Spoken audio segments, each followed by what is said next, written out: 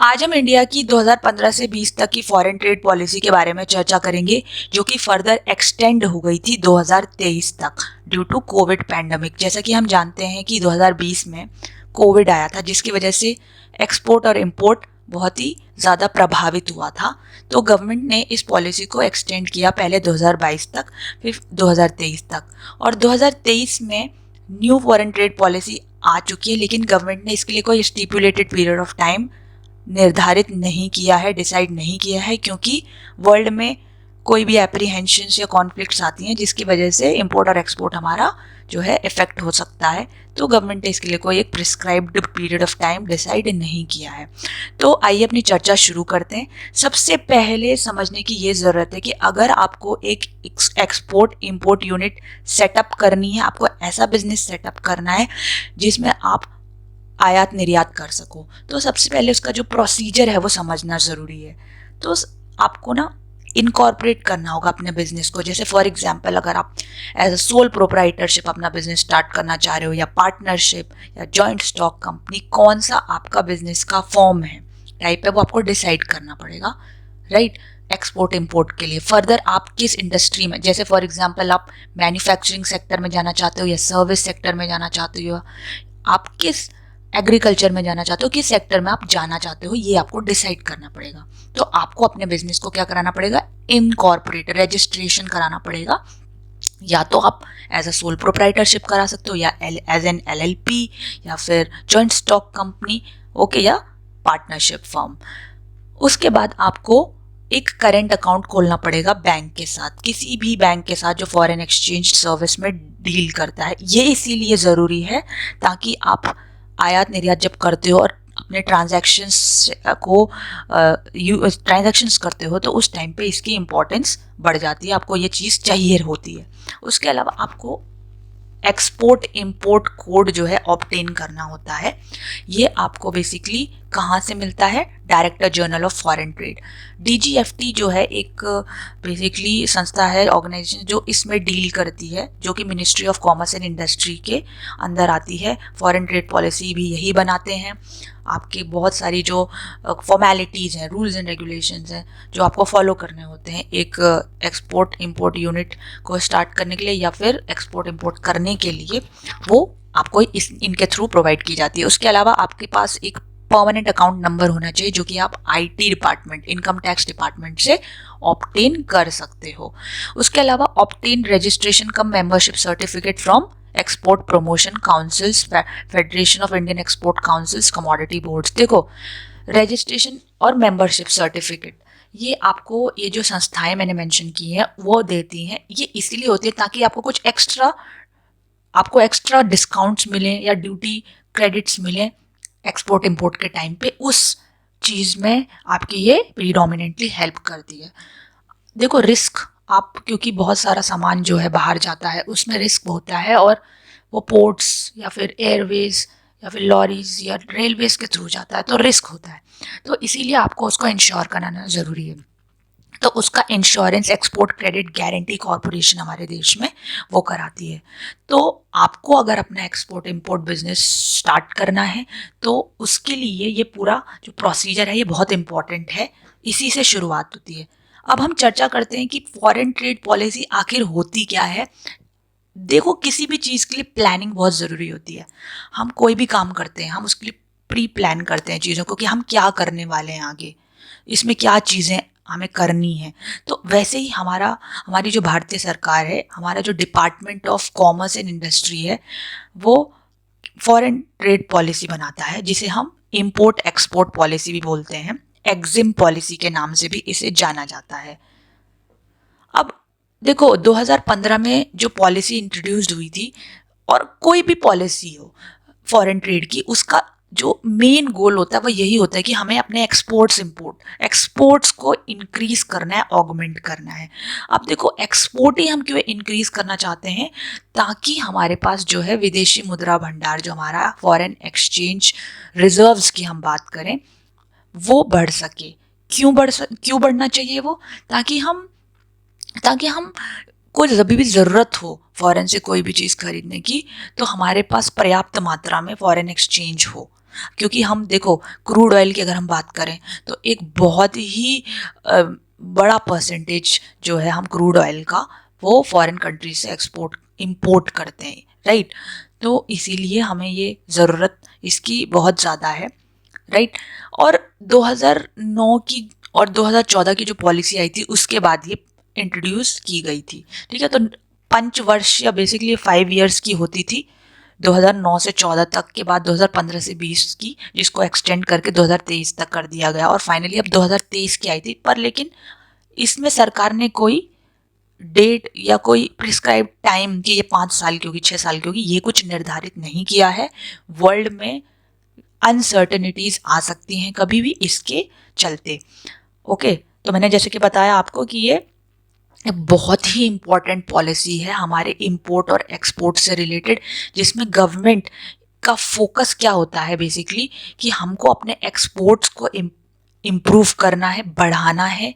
हमें क्या क्या एडवांटेजेस देने हैं डिफरेंट सेक्टर्स को, चाहे मैन्युफैक्चरिंग हो, एग्रीकल्चर हो, सर्विसेज हो, ओके।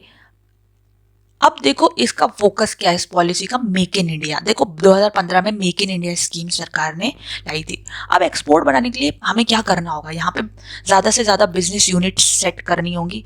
अब देखो होता क्या था 2015 से पहले कि ज़्यादातर बिजनेसेस हमारे जो थे वो फॉरेन कंट्रीज में थे और ये वो यहाँ आके इंपोर्ट करते थे। जैसे कोई भी फ़ोन की कंपनी, इलेक्ट्रॉनिक गुड्स की कंपनी ले लो, या फिर एफएमसीजी या कोई भी ऐसी कंपनी ले लो, किसी भी सेक्टर से रिलेटेड, वो उनका जो प्रोडक्शन होता था वो बाहर की कंट्रीज में होता था और वो इंडिया में इंपोर्ट करते थे। तो जो कि इंपोर्ट को हम ज़्यादा वो नहीं करते हैं सपोर्ट, एक्सपोर्ट को हम सपोर्ट करते हैं। तो सरकार ने क्या किया कि इन यूनिट्स को कहा कि आप इंडिया में आके बिजनेस करो, सारी फैसिलिटीज़ आपको प्रोवाइड होगी, ईज ऑफ डूइंग बिजनेस से लेके आपके इंफ्रास्ट्रक्चरल डेवलपमेंट तक सब कुछ हम प्रोवाइड करेंगे।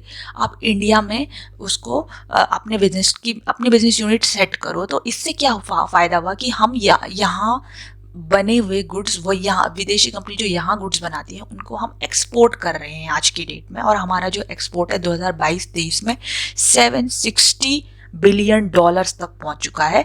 मेक इन इंडिया का इसमें एक बहुत ही इंडिस्पेंसिबल रोल रहा है, जैसे कि आप सब जानते हैं।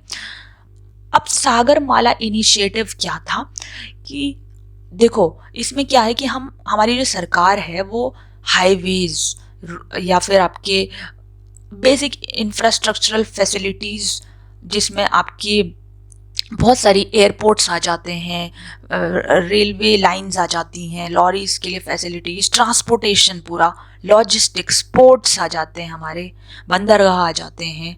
इनके डेवलपमेंट के लिए सरकार बहुत ज़्यादा फोकस कर रही है। तो एयरपोर्ट्स नए बन रहे हैं, अलग अलग जो जोग्राफीज़ हैं, चाहे वो कोई टाउन हो, कोई डिस्ट्रिक्ट हो या रूरल एरिया हो, अर्बन, अलग अलग एरियाज़ को कनेक्ट करने की कोशिश की जा रही है। और जैसे हम मेनली पोर्ट्स के थ्रू या फिर आपके एयरपोर्ट्स के थ्रू एक्सपोर्ट इंपोर्ट करते हैं, तो इनसे कनेक्टिविटी इन हाईवेज रोड्स की या एक्सप्रेसवेज की जा रही है, ताकि आसानी से कोई भी बिना समस्या के रूरल एरियाज से अर्बन एरियाज तक, अर्बन एरियाज से फॉरेन कंट्रीज तक जो हमारा जो एक्सपोर्ट इंपोर्ट है वो पॉसिबल हो सके, हमारा ट्रेड जो है आसानी से हो सके। ईज ऑफ डूइंग बिजनेस की अगर हम बात करें तो देखो ईज, आसानी से बिजनेस करना कैसे पॉसिबल हो सकता है, जब पेपर वर्क कम हो। और पेपर वर्क कम कब हो सकता है, जब रेड टेपिज्म कम हो, जब प्रोक्रेस्टिनेशन ना हो काम में, डिले ना हो काम में। और वो आज के टाइम में पॉसिबल है थ्रू डिजिटलाइजेशन। जैसा कि हम देख रहे हैं सरकार के बहुत सारे जो पोर्टल्स हैं वो आज की डेट में चालू हैं, जो काम करते हैं, जिसके थ्रू हम अपना काम जो है आसानी से कर सकते हैं। हम कोई भी गवर्नमेंट से रिलेटेड इंफॉर्मेशन, कोई भी गवर्नमेंट से रिलेटेड काम जो है ऑनलाइन कर सकते हैं। तो इसमें टेक्नोलॉजी, आईटी का बहुत बड़ा हाथ रहा है, ओके। तो ईज ऑफ डूइंग बिजनेस में आपके जैसे आइस गेट पोर्टल की मैं बात करूं, I repeat, ICEGATE portal है सरकार का, जिसके थ्रू आप कस्टम से रिलेटेड डॉक्यूमेंट्स जो आपको चाहिए होते हैं वो आसानी से आप ले सकते हो, आपको कहीं जाने की ज़रूरत नहीं है। तो एक इसके साथ ही एक इम्पॉर्टेंट चीज़ मैंने आपको बताई नहीं कि जब हम गुड्स और सर्विसेज को इंपोर्ट या एक्सपोर्ट करते तो हमारे पास कुछ डॉक्यूमेंट्स होने चाहिए। बिना डॉक्यूमेंट्स के आप अपने गुड्स और सर्विसेज आयात निर्यात नहीं कर सकते हो। अगर मैं एक्सपोर्ट्स की बात करूं तो आपके पास बिल ऑफ लेडिंग, अगर लेट से अगर आप किसी शिप से, कंटेनर शिप या किसी भी शिप से आप अपने सामान को बाहर के देश में भेजना चाहते हो तो आपको बिल ऑफ लेडिंग आपके पास होना चाहिए। सिमिलरली अगर एयरवे बिल की बात करूं मैं, तो आप अगर हवाई जहाज से सामान भेजते हो, कैरी लॉरी से भेजते हो, रेलवे से भेजते हो या पोस्टल से भेजते हो, तो आपके पास इनकी क्या होनी चाहिए, रिसीट होनी चाहिए।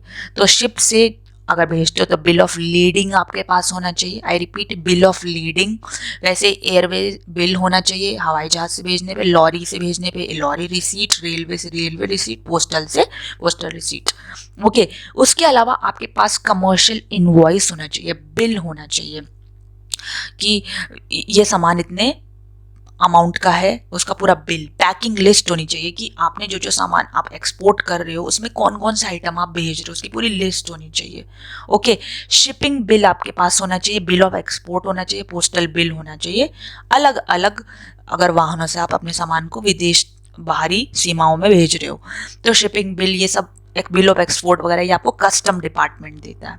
ओके, और बिल ऑफ लीडिंग जो मैंने आपको शुरू में बताए थे, ये आपको कौन देता है, वो कंपनी देती है जो आपके सामान को बाहर भेज रही है। जैसे शिप की कोई कंपनी होगी, वो आपको बिल ऑफ लीडिंग देगी। वैसे इंपोर्ट्स के केसेस में अगर मैं बात करूँ तो बिल ऑफ लीडिंग होना चाहिए, एयरवे बिल होना चाहिए, lorry receipt, railway receipt, postal receipt, फिर again commercial invoice cum packing list होनी चाहिए और बिल ऑफ एंट्री आपके पास होना चाहिए।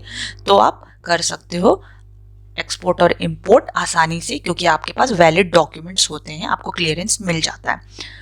अब स्पेशल इकोनॉमिक जोन्स, आपने इसके बारे में सुना होगा, SEZs बोलते हैं इन्हें। सरकार इन्हें बहुत प्रमोट करती है। एक्चुअली ये ऐसे एरियाज होते हैं जहाँ पे सिर्फ और सिर्फ आपके एक्सपोर्ट ओरिएंटेड यूनिट्स होती हैं जो कि एक्सपोर्ट्स में डील कर रही हैं, एक्सपोर्ट करती हैं मेनली। तो इनके लिए कुछ एरिया सरकार ने बनाए हुए हैं जिनके जिसमें इनको काफ़ी सारी फैसिलिटीज़ मिलती, चाहे वो इंफ्रास्ट्रक्चरल फैसिलिटीज़ हो, इलेक्ट्रिसिटी, वाटर की बात करें हम, एग्जेम्पशन, रिडक्शन इन ड्यूटीज़ की बात करें, है ना, एक्स्ट्रा फैसिलिटीज़ जो सरकार देती है इन एरिया के, जिन्होंने भी इन एरिया में बिजनेस अपना सेटअप किया हुआ है। ऑगमेंटिंग एक्सपोर्ट इंफ्रास्ट्रक्चर, मैंने आपको बताया एक्सपोर्ट का इंफ्रास्ट्रक्चर सागरमाला इनिशिएटिव में भी जो है इसमें बहुत ज़्यादा फोकस किया गया है कि हमें अपने एक्सपोर्ट के जैसे हम पोर्ट्स की बात करें, हमने कुछ एक्स्ट्रा पोर्ट्स ऐड किए हैं, पोर्ट्स को मॉडर्नाइज किया है। वहाँ पे जो लॉजिस्टिक्स सप्लाई की बात करें, हम ट्रांसपोर्टेशन की बात, वेयर हाउसिंग की बात करें, उन फैसिलिटीज़ को इम्प्रूव किया है। ओके, सामान देखो, सामान बंदरगाह या एयरपोर्ट तक पहुंचना, ठीक है, उसके लिए हमें क्या चाहिए होगा, इंफ्रास्ट्रक्चर, जैसे रोड्स, हाईवेज, एक्सप्रेसवेज। उसके अलावा जब सामान वहाँ पहुंच जाता है तो अच्छे से उसके रखने की व्यवस्था, जैसे स्टोरेज की बात, वो लॉजिस्टिक्स में आ जाता है। जैसे ट्रांसपोर्टेशन हुआ सामान का, ट्रांसपोर्ट और वेयर हाउसिंग, ये दोनों लॉजिस्टिक्स में आ जाते हैं। उसको जब पोर्ट पे या एयरपोर्ट पे वो सामान पहुंच जाता है, उसको स्टोर करना, उसका स्मूथ जो है डिस्ट्रीब्यूशन होना, स्मूथ जो है उसको कैरी करना स्मूथली शिप वगैरह में, और ये और पोर्ट्स का डेवलपमेंट करना, पोर्ट यही उसमें यही आ जाता है बेसिकली। ओके, एयरपोर्ट्स और पोर्ट्स और प्लेटफॉर्म्स या रेलवे लाइंस का अच्छे से मैनेजमेंट करना। ओके, अब प्रोविजंस की बात करें हम, अगर आपके 2015 से जो देश की पॉलिसी, उसकी कुछ प्रोविजंस की बात करें तो merchandise export from India scheme जो है वो इंट्रोड्यूस की गई थी। इसने बेसिकली 5 ओल्ड स्कीम्स थी जिनको इसने क्या किया था, मर्ज किया था। 5 पुरानी स्कीम्स थी जिसको हटा के ये जो स्कीम है ये इंट्रोड्यूस हुई थी। तो वो 5 स्कीम, जैसे हम बात कर सकते हैं, फोकस मार्केट स्कीम हुआ करती थी, एक फोकस प्रोडक्ट स्कीम हुआ करती थी, market linked focus product scheme वगैरह वगैरह, विशेष कृषि उपज ग्राम उद्योग योजना वगैरह कुछ स्कीम्स थी। इनको मर्ज कर दिया गया और इसको इंट्रोड्यूस किया गया। मर्चेंटाइज एक्सपोर्ट बेसिकली गुड्स की बात करता है सिर्फ। ओके, इसमें सिर्फ और सिर्फ आपके गुड्स आ जाते हैं, टेंजिबल आइटम्स आ जाते हैं। तो इसमें फैसिलिटी क्या मिलती है, आप कुछ भी कोई भी अमाउंट का एक्सपोर्ट करते हो या एक्सपोर्ट करते हो तो उसमें क्या होता है, बेसिकली आपको 2 से 5% तक की जो है ड्यूटी क्रेडिट मिलती है। ओके, 2 से 5% तक की जो है ड्यूटी क्रेडिट मिलती है, मतलब उतना अमाउंट आपके अकाउंट में क्रेडिट हो जाता है। जैसे मान लो किसी ने 1 लाख रुपए तक का सामान जो एक्सपोर्ट किया, उसका 2 से 5% डिपेंडिंग ऑन द मार्केट, किस मार्केट में आपने एक्सपोर्ट किया है। तो अगर तो सरकार ने इसकी एक कैटेगरी बना रखी थी कि कुछ 30 कंट्रीज हैं जो ए कैटेगरी मार्केट में आएंगी, बी कंट्री या मार्केट में 139 कंट्रीज आती थी, सी में 70 कंट्रीज वगैरह आती थी। तो बेसिकली सरकार ने ये डिसाइड किया हुआ था कि कौन से किस मार्केट में आएंगे, और उस परसेंट से वो 2 से 5% जो है अमाउंट आपका रिवर्स कर देती थी, जिसमें अकाउंट में जितना आपने एक्सपोर्ट किया उसका। ओके, तो ये जो अमाउंट है जो हमारे पास क्रेडिट होके आया है, उस अमाउंट को हम कहाँ यूज़ कर सकते हैं? बेसिकली जब हमें कोई कस्टम ड्यूटी पे करनी है या हमें एक्साइज ड्यूटी पे करनी है, उस टाइम पे ये पैसा हम क्या कर सकते हैं? यूज़ कर सकते हैं। ओके, तो इस टाइम पे ये ट्रांसफरेबल नहीं था, लेकिन 2023 की जो अभी पॉलिसी आई है अप्रैल में, उसमें ये ट्रांसफरेबल हो गया, मतलब आप किसी और को भी ये ट्रांसफर कर सकते हो ड्यूटी क्रेडिट्स को अपने, राइट। अब हम सीज की बात करें आपकी, तो सीज जो स्कीम है बेसिकली ये क्या है?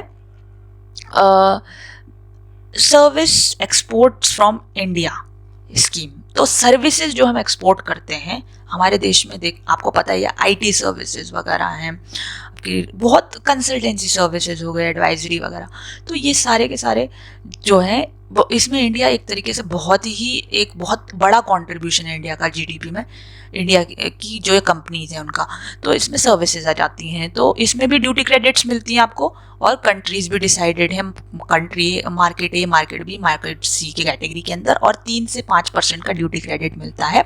और आप इसे भी उसी वे में यूज़ कर सकते हो जैसे आप जो आपकी मीस स्कीम है, merchandise export from India scheme, उसकी तरह। तो इसने सर्व फ्रॉम इंडिया स्कीम को रिप्लेस किया, तो इसका नाम चेंज हुआ। अब देखो स्टार एक्सपोर्ट हाउसेस क्या होते हैं। देखो कोई कोई कोई कंपनी है 1 स्टार में, कोई 2 स्टार में, 3 स्टार में है, 4 स्टार में, 5 स्टार में है कोई कंपनी, वो डिपेंड करता है वो कितना एक्सपोर्ट करती है वैल्यूज में। जैसे अगर 1 स्टार की बात करूं मैं, तो $3 मिलियन जो है उसमें आ जाता था, और 25 मिलियन यूएस डॉलर्स आपके 2 स्टार, 3 स्टार के लिए सिमिलरली $100 मिलियन, 4 स्टार में $500 मिलियन, और 5 स्टार में $200 मिलियन आता था 2015 से 23 की पॉलिसी में। लेकिन अभी ये अमाउंट लिमिट चेंज हुई है। ओके, ये लिमिट क्या हुई है? अभी चेंज हुई है, जो कि हम आगे डिस्कस करेंगे। अब ये देखो क्या होता है कि जो स्टार एक्सपोर्ट हाउसेस बिजनेसेस बन जाते हैं, उनको कुछ फैसिलिटी देती है सरकार। जैसे मैंने आपको बताया कि हमें बहुत सारे डॉक्यूमेंट्स चाहिए इंपोर्ट एक्सपोर्ट के लिए, तो उस टाइम पे कुछ डॉक्यूमेंट्स में आपका एग्जेम्पशन मिल जाता है। ओके, कई ऐसे आइटम्स हैं, चाहे वो गुड्स हैं या सर्विसेज, कुछ ऐसे आइटम्स हैं जिसमें आपको क्या मिलता है? ड्यूटी एग्जेम्पशन या ड्यूटी रिजेम्पशन और रिडम्पशन मिल जाता है, आपको रिडक्शन मिल जाता है basically. Okay, towns of export excellence की अगर हम बात करें, तो इसमें अगर जो टाउन्स बहुत अच्छा कर रहे हैं एक्सपोर्ट में, उनको सरकार क्या करती है? उनका डेवलपमेंट करती है। तो इसमें उस टाइम पे 39 टाउन्स थे, और इसमें अभी 4 टाउन्स और 2023 की पॉलिसी में जो है ऐड हो चुके, तो जो कि हम डिस्कस करेंगे। तो इंफ्रास्ट्रक्चर सपोर्ट इंक्रीज करती है इन एरियाज में। ओके, कि मतलब रोड्स बनाएगी, हाईवेज बनाएगी, पानी की फैसिलिटी देगी, बिजली की फैसिलिटी देगी। ओके, कुछ प्रमोशन के लिए ट्रेड के कुछ ड्यूटी एग्जेम्पशन कुछ है ना, तो इस वे में रॉ मटेरियल सप्लाई के लिए अच्छी फैसिलिटी बनाएगी, आपकी प्रमोशन करेगी गुड्स का, मार्केट डेवलपमेंट इनिशिएटिव के थ्रू इनके जो गुड्स हैं उनके लिए व्यापार ट्रेड फेयर लगाएगी, विदेशी कंट्रीज में प्रमोट करेगी, उन्हें बोले एग्जीबिशन वगैरह करवाएगी, और इनको जो ये इन एरियाज़ के जो ट्रेडर्स हैं उनको वहाँ जाने के लिए प्रोत्साहित करेगी, उनके जाने का खर्चा उठाएगी। तो ये सब तो DGFT के हिसाब से जो है ना वो इंक्रीज हो चुकी हैं वो सिटीज़, जो कि हम आगे डिस्कस करेंगे। जैसे इसमें लिखा हुआ है फरीदाबाद, मुरादाबाद, मिर्ज़ापुर, वाराणसी, इनके हिसाब से जो है इंक्रीज हो चुकी है, राइट। अब निर्यात बंधु स्कीम क्या होती है बेसिकली, इसमें क्या था कि जो ट्रेनिंग है ना एक्सपोर्टर को, देखो जो पहली बार एक्सपोर्ट कर रहा है उसको आइडिया नहीं होता है कि क्या डॉक्यूमेंट्स लगेंगे, क्या प्रोसेस होता है, मेरे पास क्या क्या चीज़ें होनी चाहिए, कैसे रजिस्ट्रेशन कराना है। तो उसके लिए निर्यात बंधु स्कीम जो सरकार ने इंट्रोड्यूस की थी कि हम ट्रेनिंग देंगे एक्सपोर्टर को, जो स्पेशली नया एक्सपोर्टर है, ताकि उसे पता चल सके कि कैसे एक्सपोर्ट करना है। एक्सपोर्ट के इंफ्रास्ट्रक्चर को इंक्रीज करने के लिए सरकार ने काम किया। Market development initiative, market access initiative, ये कुछ स्कीम्स के अंदर कुछ पॉइंट्स थे बेसिकली कि हमें कि जो जो हमारे एक्सपोर्टर्स हैं बेसिकली उनके लिए हमें कुछ ट्रेड फेयर्स करवाने चाहिए, एग्जीबिशंस कराने चाहिए। फॉरेन कंट्रीज में जो हो रहे हैं एग्जीबिशंस वगैरह उनमें जा सकते हैं ये लोग, फॉरेन ट्रेड में प्रमोट करना, फॉरेन कंट्रीज में प्रमोट करने अपने गुड्स को। उसके लिए सरकार ने ये स्कीम, इसके फंड बना रखा है बेसिकली जिसके थ्रू वो ये काम करती है। स्पेशल इकोनॉमिक जोन्स की बात करें, SEZs, मैंने अभी आपको बताया, इंफ्रास्ट्रक्चर फैसिलिटी मिलती है, ड्यूटी एग्जेम्पशन, रिडक्शन, है ना, ईज ऑफ डूइंग बिजनेस, ये सब मैंने आपको बताया। अब जो 2023 की जो पॉलिसी है ना, इसमें क्या है कि हमारा जो टारगेट है 2023 तक, कि हमें $2 ट्रिलियन तक का हमें क्या करना है, एक्सपोर्ट, चाहे वो गुड्स या सर्विसेज दोनों मिला के $2 ट्रिलियन US तक का करना है। 2022-23 में मैंने जैसे आपको बताया $760 बिलियन रहा ये। और स्कॉमेट करके एक इसमें एक चीज़ जो है, special chemicals, organisms, materials, equipments and technology करके आइटम्स होते हैं, कुछ गुड्स होते हैं, आइटम्स होते हैं जो जिनका डुअल यूज़ होता है। डुअल यूज़ मतलब दो तरफा यूज़, जैसे क्रायोजेनिक इंजन्स हो गए, आपके ड्रोन्स हो गए, जिनका गलत इस्तेमाल भी हो सकता है, सही इस्तेमाल भी हो सकता है। तो बेसिकली सरकार ने क्या किया है कि इनके लिए जो पॉलिसी है ना, पहले बहुत स्ट्रिक्ट थी, उसको थोड़ा सा इसको लिबरलाइज किया है, थोड़ा इसका सिंप्लीफाई किया है। टाउन्स ऑफ एक्सपोर्ट एक्सीलेंस को हमने बढ़ा दिया है, 43 कर दिया, 44 ऐड किए हुए हैं, ठीक है। फरीदाबाद अपैरल के लिए ऐड कर दिया सरकार ने, मुरादाबाद हैंडीक्राफ्ट्स के लिए, जो हाथ से बने आइटम्स होते हैं। आज आपको पता है आज के डेट में सब कुछ मशीन से बन रहा है, लेकिन कई चीज़ें आज के डेट में जो हैंडीक्राफ्ट्स होते हैं, हाथों से अभी भी चीज़ें लोग बना रहे हैं, जिसकी बहुत वैल्यू होती है ना। उसमें डेकोरेटिव आइटम्स से लेकर आपके बहुत सारे पॉटरी आइटम्स वगैरह आ जाते हैं। फरीदाबाद अपैरल के लिए, है ना, कपड़ों के लिए, मिर्ज़ापुर हैंडमेड कारपेट्स के लिए, दरी के लिए, दरी आप यूज़ करते होंगे, हैंडमेड कारपेट्स वगैरह घर पे, वाराणसी हैंडलूम्स के लिए और हैंडीक्राफ्ट्स के लिए। अब बात करें category of star sport houses की, तो बेसिकली इनकी लिमिट्स जो है रिड्यूस कर दी है सरकार ने। तो अब कोई भी, जैसे मान लो 1 स्टार में अब 3 मिलियन वाला भी आ सकता, पहले भी 3 मिलियन था 1 स्टार के लिए, अभी भी 3 मिलियन है। और 2 स्टार के लिए 25 मिलियन था पहले, 15 मिलियन कर दिया गया। सिमिलरली 3 मिलियन के लिए 100 से 50, 400 के लिए, 4 स्टार के लिए 200 कर दिया गया, 5 स्टार के लिए 800 मिलियन, पहले 2000 मिलियन होता था, 2000 मिलियन हुआ करता था, अब 800 मिलियन कर दिया गया। तो बेसिकली सरकार ने काफ़ी सारे स्टेप्स उठाए, नई जो पॉलिसी आई है उसमें उन्होंने काफ़ी फोकस करा है कि एक्सपोर्ट को इंक्रीज़ किया जाए। स्टार हाउसेस की कैटेगरी में अमाउंट में रिडक्शन कर दिया गया है, राइट। उन्होंने आपके बहुत सारी चीज़ों में, जैसे स्कॉमेट वाली पॉलिसी को उन्होंने वो कर दिया लिबरलाइज, उसमें एडिशन कर दिए हैं। एक्सपोर्ट इंफ्रास्ट्रक्चर बहुत डेवलप करने की बात की गई है। और ई कॉमर्स कंपनीज जो हैं, ई कॉमर्स कंपनीज एक्सपोर्ट नहीं कर रही हैं अभी ज़्यादा, तो उनका जो टारगेट है 2023 तक 200 से 300 बिलियन डॉलर बढ़ाने की बात की गई कि हम जो ई कॉमर्स कंपनी जैसे फ्लिपकार्ट, अमेजोन या मीशो या कोई भी, तो इनके एक्सपोर्ट को बढ़ाना है, तो वो बात करेंगे इन कंपनी से कैसे किया जा सकता है। प्रमोशन, डिजिटल चीज़ें होनी चाहिए। सिंगल विंडो सिस्टम की बात की गई कि हमें ना एक ही विंडो पे सारा काम हो जाए, जो एक ही स्क्रीन है उस पर ही हम सारी हमारी जो समस्याएं एक्सपोर्ट इम्पोर्ट से लेके वो सॉल्व हो जाएं। तो ये था आज के लेक्चर का पूरा जो विवरण। आपको होप सो अच्छा लगा होगा। अगर वीडियो अच्छा लगा तो वीडियो को लाइक, शेयर और सब्सक्राइब करना ना भूलें।